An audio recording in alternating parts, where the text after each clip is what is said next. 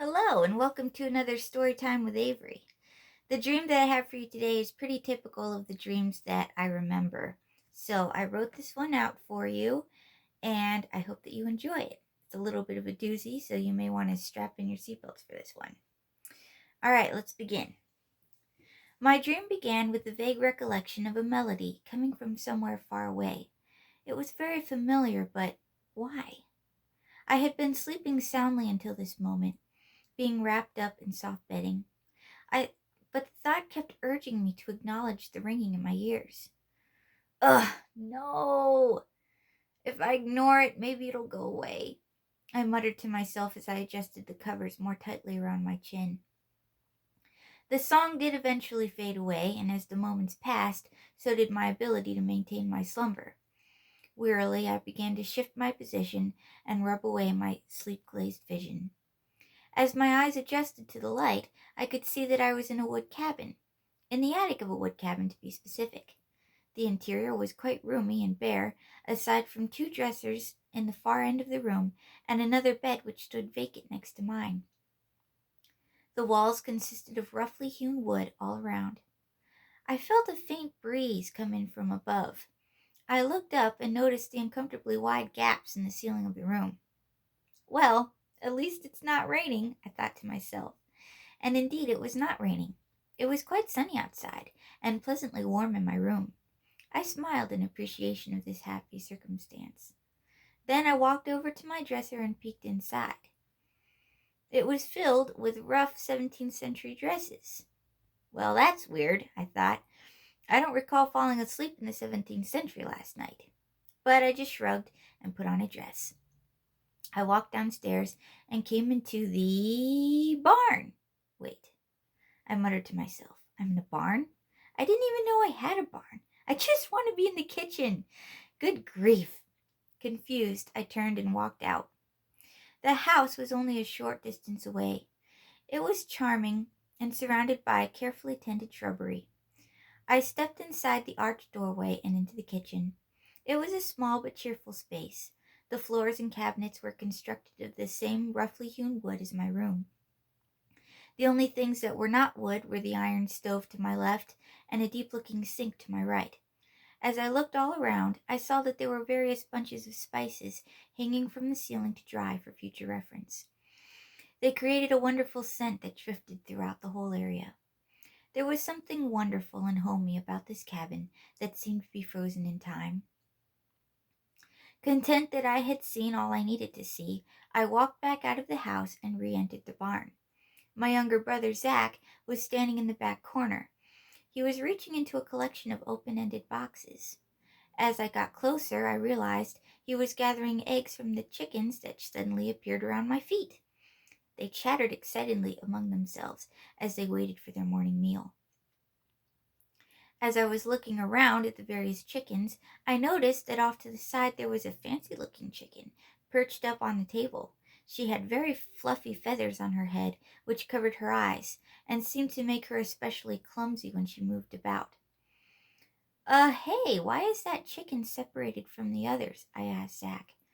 He glanced over at her and shrugged his shoulders as he continued gathering eggs. "Oh, well, that's because the other chickens don't like her. If I put her down, she'll be pecked to death." "Yikes!" I replied, feeling a little shocked that such cute and harmless-looking creatures had the propensity to be so cruel. We continued caring for the chickens for a few more minutes. Zach eventually picked up the egg basket and handed it to me. I took it and watched as he turned around and picked up the fancy chicken. What are you doing?" I asked, not sure why we needed to bring this particular chicken into the house with us while we made breakfast. If I don't bring her with me, she might fall down and be bullied by the others. Ah, those ruthless beasts, I muttered to myself. We then swiftly made our way back to the house to prepare a hearty breakfast of homemade bread, scrambled eggs, and crispy bacon. Preparations were underway normally enough when suddenly these strange creatures came crawling up through the floorboards. There were hundreds of them. They were about the size of my hand and looked like mutant hermit crabs with large mouths that contained razor-sharp teeth like a piranha. They were fast and unrelenting in their pursuit of food. Anything and everything that was edible in the house was being consumed at a rapid pace by these monsters. "Quick, grab something to hit them with," Zack yelled as he furiously kicked them away and batted at them with his shovel. I picked up a nearby broom and moved as fast as my arms would allow. Up and down the broom went. However, I only managed to hit a few of them. One ran under my foot as I was stepping back, and I could feel the shell give way under my weight. There was a crack, and then a vomit-inducing "quick" sound as the creature was flattened, never to recover from its deadly fate. "Ew!" I cried out as I tried to kick off the remains of what I had just stepped on. I didn't have long to linger in my disgust, because they were going after our chicken. I rushed to her aid, but I was too late. Within a matter of 3 seconds, they had grabbed her in an iron grip and torn her apart. "That's it! I'm calling the Guardian," shouted Zack. He was drenched in sweat at this point. A deep frown darkened his usually stoic features. The monsters just kept coming through the floorboards, and there was no conceivable way to get rid of them. If he didn't do something, and soon, we would have no food left. Zack rushed over to the living room and opened a small portion of the wall. Inside was a round button that rested on a conglomeration of wires and gears. He pressed down on the button and it lit up for a moment. Then I saw a light shining over the house. Its strong beam was coming down towards us. Almost immediately, the Guardian was in the room with us. There was this indescribable glow that shone through his heart and radiated throughout his whole being. He stood tall and resolute before us. I found it interesting that he was also clad in the same type of 17th century attire that we both had on. He looked over at us and smiled understandingly. "What do you need?" he asked Zack. "Please, help us get rid of these monsters. You gotta hurry. We're running out of food." "Consider it done," he nodded, and stepped into the kitchen and began moving his arms in a sweeping motion over the beasts. They shrieked in fright, trying to get out from under his light, and he continued until every last corner had been reached. I had no idea what he was doing, but I wasn't about to say anything because it was working. They couldn't scurry away fast enough. Soon all of them had squeezed their way back down through the floorboards and away from the house. Relieved, we both ran toward him. He opened his arms for us and wrapped us up in his cloak.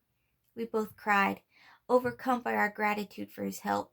We had truly been in the greatest time of need and out of energy to fend for ourselves. The Guardian squeezed us tightly for a moment and then stepped back. "Thank you for calling me. I'm always here for you night or day, but you're safe now. They will not come after you ever again," he said as he turned away.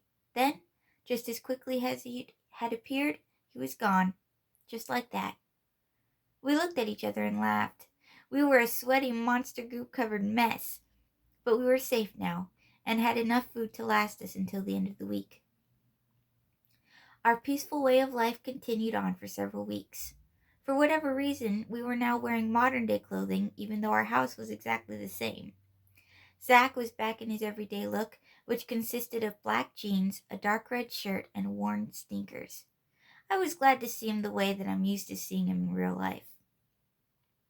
I, on the other hand, was wearing a light blue jeans, a gray t-shirt, and gray sneakers. We were sitting in the attic together when he suggested that I visit our mom. I agreed that it had been some time since I had seen her, so I made my way outside and went looking for mode of transportation. I walked all around the property until I finally spotted a small red sedan parked in among some bushes that grew behind the barn. It took some work, but I finally got the car running. Once I had packed my bag, I hopped in and began my journey. It was a very hilly roadway. Sometimes the path was a peaceful scenic route. At other times it was a 4-lane highway with lots of stressful intersections. At one point near the end of this trip, I got really tired, and for some reason I decided that it would be a great idea to stop the car in the middle of the highway and take a nap. I was instantly asleep and could have been sleeping for a while. It's hard to say. All I knew was that I was awakened by the feeling of my car being shaken from the movement of the cars as they whizzed by. Oh, that's weird. I'm supposed to be sleeping in bed. Why are the cars so close? I thought to myself. as I attempted to shift to a more comfortable position. But no position was comfortable. Groggily, I made one more shift, but it was one too many. My legs slid down onto my upper body, which was down near the gas pedal. Instantly, I woke up and realized that I was wrapped up in a blanket on the floor of my car in the middle of the road. Traffic had stopped behind me, and the numerous drivers were becoming very upset. They honked their horns and glared at me, yelling at me to move off the road so that they could get on with their day. I tried to untangle myself, but I didn't have enough room on the floor. If I can just reach the door handle, I can get out of the car and out of the blanket. Yes, that was a good plan. I squirmed around and could feel the door handle, but just as I started to put pressure on it, it flew open. Surprised, I flopped out on the road and frantically tried to get out of the blanket. An arm reached over and yanked hard on it, causing me to spin away and land on the unforgiving pavement. "Hey, that hurt!" I yelled as I picked myself up off the ground. "Well, you shouldn't have been sleeping in the middle of the road. You're gonna cause an accident," roared a deep voice from behind me.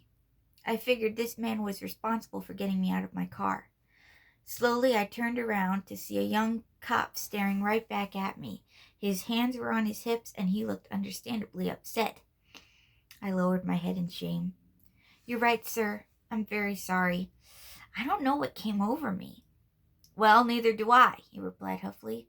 "Don't ever do that again. You're lucky nobody got hurt." I nodded slowly, not willing to meet his angry gaze.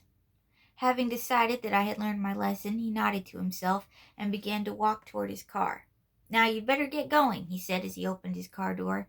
"I need to get this traffic jam moving again." With that, I rushed over to my blanket, grabbed it, and threw it into the back seat. Then I started the engine and proceeded toward my mother's house.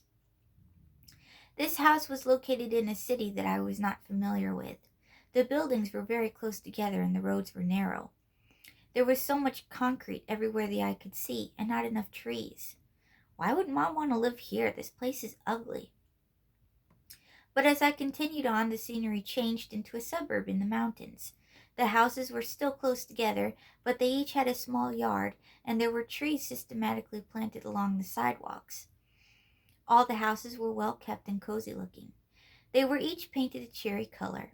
Each house was built on top of a one-car garage. From a distance, the neighborhood reminded me of a collection of neatly stacked Legos. As I got closer, I noticed two women standing outside the neighboring house. They were waving at me. I wasn't sure why, because I had never seen these women before. I cautiously waved back as I pulled into the parking lot. They smiled and sat down on their steps as if waiting expectantly for something. I got out of the car and got my stuff together, then trudged my way up the steps to the porch and knocked. My mother soon appeared in the doorway, looking trim, beautiful, and happy. She pulled me inside and hugged me warmly. "There you are. How was your trip? Why did you take so long? Did anything happen along the way? Are you all right? Do you need anything? Are you hungry?" "Mom!" I said quickly, to stop the seemingly never-ending flow of questions. "I'm fine. Funny you should ask. I kinda fell asleep along the way." My mother gave me the most horrified look I think I've ever witnessed. "What? You fell asleep while driving?" No. I put the car in park first, but I was in the middle of the road. You know what? It's a long story. I can tell you after dinner." I was glad that I had refrained from indulging any more information, because my poor mom looked like she was about to faint at the thought of me stopped out in the middle of the highway amidst heavy traffic. Honestly, I didn't blame her, but it was time for a distraction. "Mom, I'm really hungry. Would you please make me a sandwich?" "Oh, of course, honey," she replied, appearing to snap out of her state of panic. While Mom bustled around in the kitchen, there was a knock at the door. "Who's that, Mom? Do I know them? Are we friends?" I asked. "Oh, brother," Mom said under her breath. "No, you don't know them, but they're determined to be our friends." "It's fine, I guess. I try to be hospitable to them, but they're just so loud and annoying." I stifled a laugh. My mom rarely talks this bluntly in real life. "Oh, Robin, we're here and we brought a gift basket. Let's visit," came a shrill voice from the other end of the door. Mom and I looked at each other, and she sighed heavily, then walked over to open the door. She had barely finished turning the knob when the two women burst into the room. One came over to my mom and hugged her tightly. She was heavy-set and shorter than her other friend. The clothes she wore were bright and flowy, complementing her full figure. She eventually released her grip and smiled broadly at her. "How you doing, honey? You need anything?" No, I'm doing just fine. Thanks for asking," my mom replied with a forced smile. "Well, if you need us, we'll be right here. Just holla," the lady replied as she walked into the living room and made herself comfortable on the couch. I glanced over at my mom and heard her mutter under her breath, "I doubt I'll ever need to holler for you to come in." Oh boy, I thought to myself as I fought to maintain a serious expression on my face. The other woman had been standing back slightly because she was holding a large basket containing cheese, fruit, chocolate, and coffee paraphernalia. She laid eyes on me and rushed over, handing me the basket. "Welcome home," she squealed. She seemed very nice, aside from being a little too enthusiastic. She appeared to be in her early 40s. She was tall and tanned, with long, curly brown hair. Her makeup was beautifully applied and her nails were carefully manicured. Thanks," I replied, not sure how to respond to this lady I didn't know, but who seemed to have known me for years. "Oh, you're welcome, darling," she replied as she stepped back and smiled at me. The dream ended with my mother and I enjoying the contents of the gift basket with these two vivacious women. We sat there in the living room, feeling rather dazed and confused, while we listened to these bizarre stories of times past that we were apparently supposed to be aware of, but we had no idea what was going on. We just glanced at each other and nodded every so often, then giggled nervously as we listened to these crazy tales told by zealous storytellers for the remainder of the evening. That was until it got late and Mom had to convince our friends that it was time for them to go home. Well, that's the end of my story. I hope that you guys enjoyed it. I hope you got a little laugh out of that. And take care. Until next time.